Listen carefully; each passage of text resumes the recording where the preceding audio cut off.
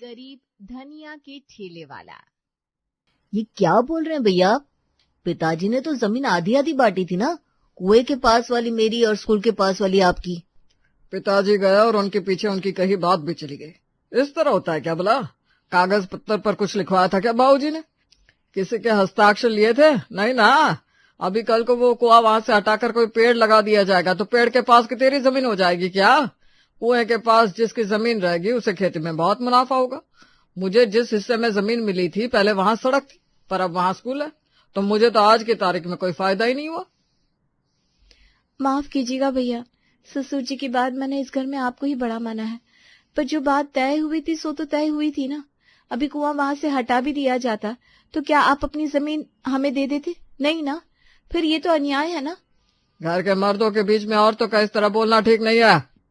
देख रहे हो सुमित, आज घर की चार दीवारी के अंदर अपने जेठ से जबान दराजी कर रही है, कल को बीच चौराहे में अपने पति से करेगी। तुम्हें बीच में किसने बोले को कहा रहा था? जाओ कमरे में।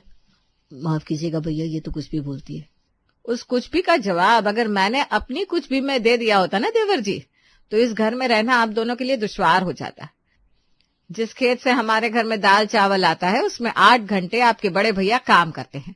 आप तो मुश्किल से 4-5 घंटे खेत में रहते हैं, वो भी बस उनका हाथ बटाने के लिए। बच्चों की पढ़ाई का खर्चा हो या दूध दही का हिसाब कभी मांगा है क्या? इसी तरह घर के मर्दों के बीच में भी बोल पड़ी होती ना तो ये घर कब 2 हिस्सों में बढ़ जाता पता भी नहीं चलता। माँ जी बाबूजी के जाने के बाद हम दोनों ने तुम्हें अपने बेटे और राधा को अपनी बहू के समान समझा है। जो तुम्हारे भैया कहते हैं उसे मान लो। अगर इन्हें कोई धोखाधड़ी करनी होती तो सारी जमीन हड़प कर बैठ जाते, तुम्हें 1/3 हिस्सा भी क्यों देते? भाभी आप बिल्कुल सही कह रही हैं, मैं बात करता हूँ राधा से। भैया आप जो भी फैसला ले हमें मंजूर होगा। और अपने बड़े भाई और भाभी को समझाने के बजाय सुमित कमरे में जाकर राधा को ही समझाने में लग जाता है। वो तो हमारी सारी जमीन भैया इसलिए नहीं हड़प सकते थे क्योंकि फिर पूरे बाजार में उनकी थू थू हो जाती। उनकी उगाई फसल भी कोई नहीं खरीदता। सरपंच आपका दोस्त है तो भैया पूरी तरह से बेईमानी आपसे वैसे भी नहीं कर सकते थे।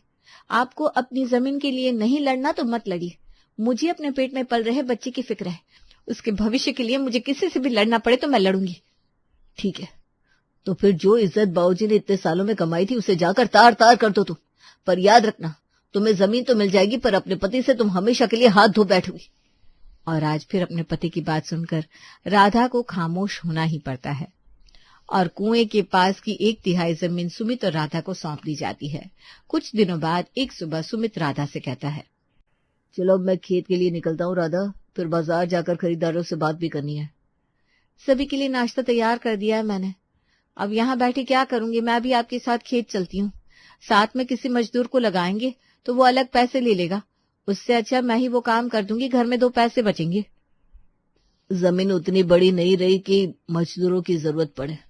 वैसे भी खेत जोतने के बाद बीजों को रोपने का काम हो गया है, अब बस सिंचाई ही करनी है। पर हाँ, 1 से भले 2, मेरा भी मन लग जाएगा। चलो साथ में। सुमित और राधा अपने कुएं के पास वाली जमीन पर पहुंचते हैं। ये सब क्या हो रहा है यहाँ? इस मिट्टी पर बीज बोए थे, हिम्मत कैसे हुई तुम सबकी मेरे खेत को रोनते हुए कुएं तक जाने की? कोई तमाशा हो रहा है क्या यहाँ पर? शुक्र मना कि तेरे खेत को आग लगा नहीं दी लोगों ने। ये जादू टोना तू ही कर रहा है ना?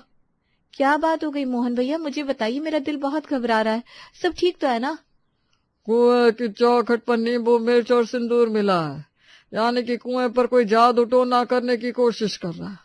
अब इस कुएं का पानी पीने की हिम्मत करेगा कौन? इसलिए गांव वाले इस कुएं को बंद कर रहे हैं। क्या?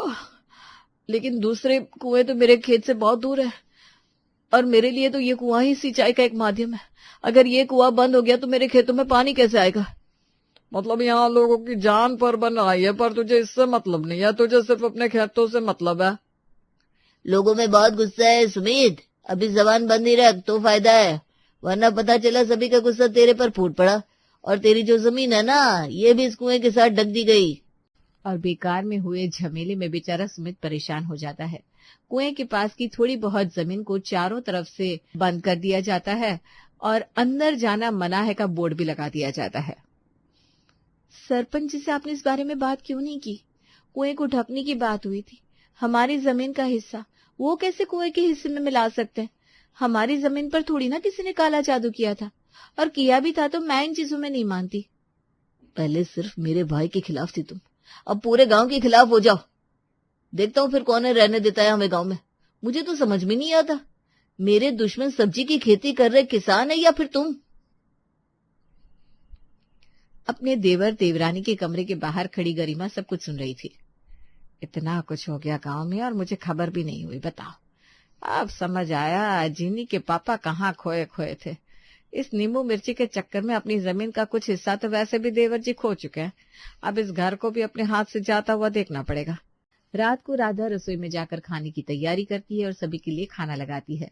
जीनी जैसे ही पहला निवाला खाती है अजीब सी हरकतें करना शुरू कर देती है। मुझे चक्कर आ रहा है मम्मी, उल्टी भी, लगता है चाची ने खाने में कुछ मिला दिया है। ये क्या कह रही हो बेटा तुम? राधा जल्दी से जाकर रसोई से नमक और अजवाइन लेकर आओ, जरूर गैस हो गई होगी इसे। राधा भागती हुई रसोई में जाती है और नमक अजवाइन के साथ गुनगुना पानी लेकर जैसे ही जीनी को पिलाने जाती है गरिमा उसके हाथ से पानी का गिलास गिरा देती है। कुएं में काला जादू किया, अब मेरे बच्चे पर काला जादू करना चाहती हो तुम? पिछले 2 बार से मैं तुम्हें खाने में कुछ न कुछ मिलाता हुआ देख रही हूँ। इसके पहले मेरी तबीयत खराब हो गई थी, अब जीनी की। ऐसे कई टोटके पता है मुझे। कुएं का जादू किया पानी जितने घर में पहुंचेगा उतने घर के दिए बुझ जाएंगे, पर उतना ही उजाला तुम्हारे घर में हो जाएगा, यही चाहती हो ना तुम? जब तक बात मुझ तक थी मैंने सब कुछ बर्दाश्त किया। जिनी के पापा, अब मैं और बर्दाश्त नहीं करूंगी। अब राधा मेरी बेटी के साथ गलत करना चाह रही है। गरिमा अपने हिसाब से दाव पेच खेलकर पूरे घर को भड़काने में सफल हो जाती है। 2 लाख से ज्यादा नहीं है मेरे पास। वैसे तो ये 2 लाख भी तुम्हें नहीं मिलने चाहिए थे सुमित। अगर गांव में लोगों को पता चला कि कुएं के साथ साथ अब घर के अंदर भी जादू टोने करने लगे हो तुम लोग, तो गांव वाले तुम्हें मार मार कर गांव से निकाल देंगे। पहले तो मैंने सोचा था घर को आधा आधा बांट दूंगा, पर अब तुम्हें और तुम्हारी बीवी को इस घर में रखने का रिस्क मैं नहीं ले सकता। ये पकड़ो 2 लाख रुपए। दूसरे गांव जाना है तो दूसरे गांव जाओ, और यहीं कहीं किराए पर रहना है तो वैसे रह लो, पर इससे ज्यादा मैं तुम दोनों की मदद नहीं कर सकता। और प्रेगनेंसी की हालत में राधा के सर से छत भी छीन ली जाती है। आपको लग रहा होगा ये सब मैंने किया है, आपके परिवार वालों से आपको अलग कराया, कुएं के पास काला जादू किया और अब आपका घर भी आपसे छीन लिया। ये सब मेरी गलती है, आपको मुझे छोड़ देना चाहिए। मैं अपने होने वाले बच्चे के साथ अपनी माँ के यहाँ जा रही हूँ। नहीं राधा, ऐसा मत कहो। मुझे पता है चाहे कुछ भी हो तुम किसी का बुरा नहीं कर सकती। ये गांव वालों का अंधविश्वास है, इसमें तुम्हारी कोई गलती नहीं। और भाभी हमें घर से निकालने के बाद जीनी से बातें कर रही थी जो मैंने सुन ली। ये सब भाभी की साजिश थी, पर उनके खिलाफ मेरे पास कोई सबूत नहीं था, और सबूत दिखाता भी तो वो तो तैयार थी पूरे गांव के सामने हमारी बदनामी करने के लिए। थोड़ी सी जमीन बची थी वो भी हाथ से चली जाती, इसलिए मैं चुपचाप वहां से निकल गया। तो अब क्या करना है? मैं यहाँ रुकूं या जाऊं? तुम चली गई तो मेरा क्या होगा राधा? और ये आने वाला बच्चा, इसके भविष्य की तो सोचो। मैं कुछ भी करूंगा पर इसे किसी तरह की तकलीफ नहीं होने दूंगा। मुझे माफ कर दो। सुमित शहर की ओर जाता है और बाजार का जायजा लेने लगता है, जहां उसे पता चलता है कि मिल कहाँ रहा है भाई साहब अच्छा धनिया पत्ता। पता नहीं कितने दिन हो गए अच्छी धनिया की चटनी खाए। ना ढंग की हरी मिर्च मिल रही है, ना ढंग के धनिया पत्ते मिल रहे हैं। आपके अलावा भी कई लोगों से बात हुई मेरी, और सबका यही कहना था, पर ऐसा क्या हो रहा है? धनिया की पैदावार तो बहुत अच्छी हो रही है।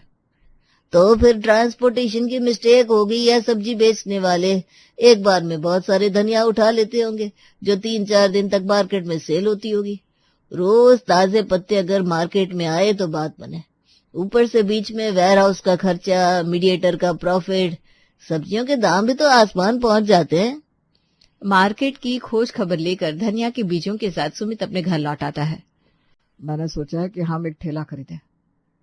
पहले घर से बेघर होकर किराए के घर में आए, और अब खेती के बाद ठेला चलाना ही बाकी रह गया था। ठेला चलाने से शुरुआत होगी मार्केट को अपनी ओर खींचने की। राधा, हमारे पास जो जमीन बची है उतनी नहीं है कि हम बाकी सब्जियां उगा सके, पर हरी मिर्च और धनिया पत्ता तो उगा ही सकते हैं ना। मार्केट में धनिया पत्ता जब तक पहुंचता है तब तक वो सूख जाता है, क्योंकि वो लोग धनिया पत्ते को कोल्ड स्टोरेज में रखते हैं, तो उसकी ओरिजिनल क्वालिटी थोड़ी कम हो जाती है। ऊपर से बीच में इतने लोगों के होने के कारण उसका दाम भी बढ़ गया है। ज्यादा मुनाफा ना होने के कारण कोई भी सब्जी वाला मिर्च और धनिया पत्ते पर ध्यान नहीं दे रहा है।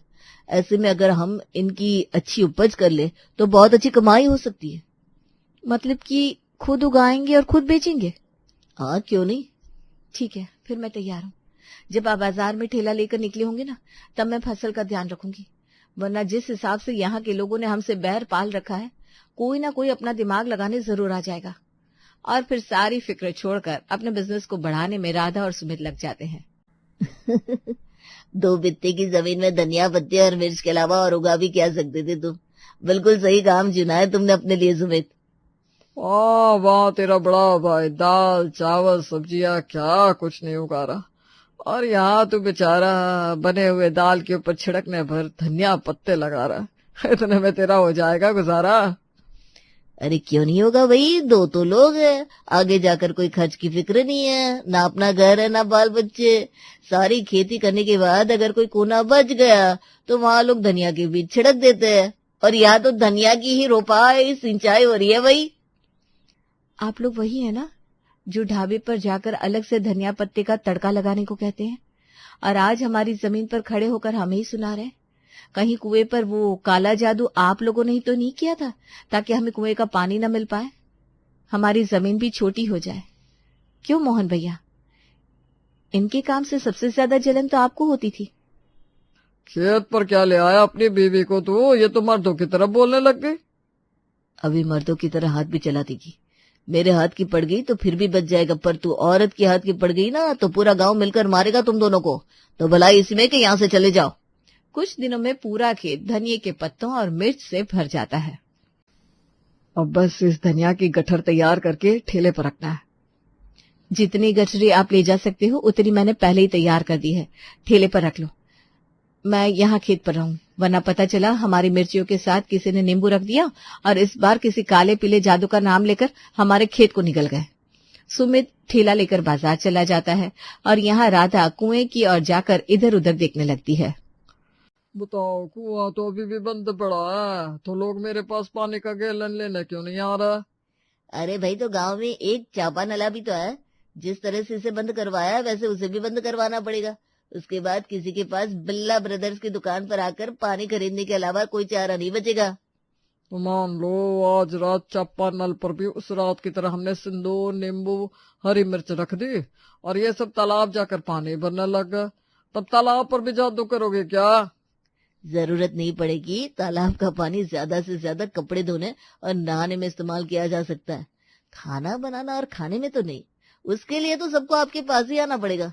और इसके बाद भी अगर वो लोग बाज नहीं आए तो तालाब के पानी में भी केमिकल का छिड़काव कर दिया जाएगा। कुएं के पीछे छिपी राधा सब कुछ सुन लेती है। तो ये सब इन लोगों की करतूत है, इस बारे में सभी को खबर पहुंचानी होगी। पर मेरी बात पर यकीन कौन करेगा? रात को अपनी सारी धनिया बेचकर जब सुमित घर लौटता है तो राधा इस बारे में बताती है। कुछ दिन पहले हमारा काम चलने दो राधा, हाथ में थोड़े बहुत पैसे आ जाए, उसके बाद देखते हैं क्या करना है। मैं तो कहता हूँ सिंचाई के लिए अब बेकार में दूर तक जाने की जरूरत ही नहीं है। रात को कुएं को खोलकर हम अपने हिसाब से पानी निकाल लिया करेंगे। ठीक है। रात को जब राधा और सुमित कुएं पर पानी भरने जा रहे थे, वहां पहले ही बिल्ला और टोनी पानी भरने के लिए पहुंच गए थे। सभी के लिए इस कुएं को बंद करवाने के बाद इस कुएं के पानी को ही गैलन में भर के बेच रहे हो ये दोनों। मैं नहीं छोड़ूंगी इन्हें। इनका इलाज हम नहीं, कैमरामैन सतीश करेगा। सुमित को शहर में धनिया पत्ता बेचने के दौरान सतीश मिला था, जो एक न्यूज रिपोर्टर था। सुमित पूरी खबर सतीश को सुनाता है। ये न्यूज अगर वायरल हो गई ना तो पक्का मेरा प्रमोशन हो जाएगा भाई। वैसे तूने मेरी इतनी बड़ी मदद की है, मैं भी तुझे एक आइडिया देता हूँ। जिस जमीन पर तू धनिया और हरी मिर्च उगा रहा है वहां थोड़ा अदरक भी उगा ले और तैयार कर ले धनिया की चटनी। धनिया की जगह अपने ठेले पर चटनी बेचना शुरू कर दे।